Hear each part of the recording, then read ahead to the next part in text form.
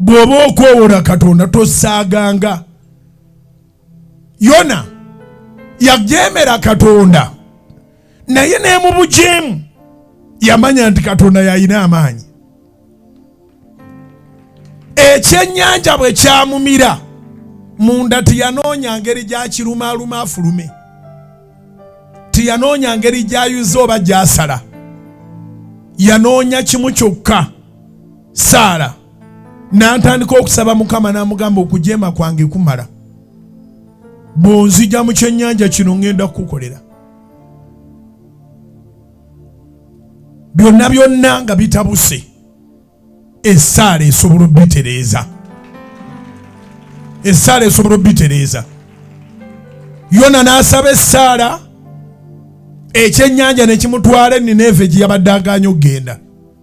N'atuukayo n'aderivalinga obubaka, naye on record yasabira mu lubuto lwa kyennyanja.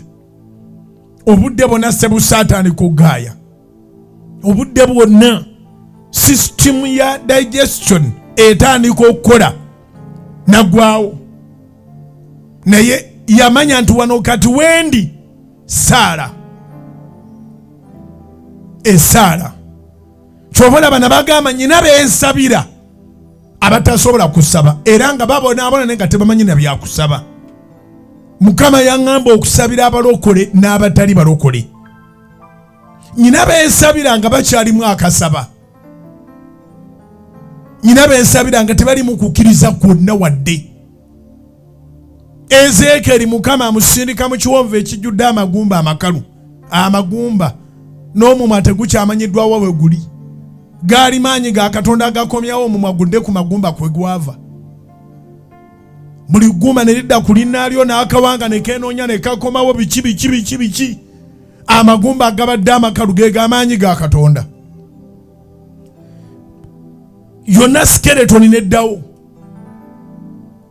Ago amagumba tegaasaba, tewaliwo kukkiriza. Nsobola okusaba naawe ng'oli magumba makalu, Katonda n'akussaako ennyama. Nsobola okusaba naawe ng'oli magumba makalu, Katonda n'akuwa eddiba. Nsobola okusaba naawe ng'oli magumba makalu, Katonda n'akuzzaamu n'omukka. Nsobola okusaba naawe nga wakoma, Katonda n'addamu n'akuyimusa ku bigere n'otambula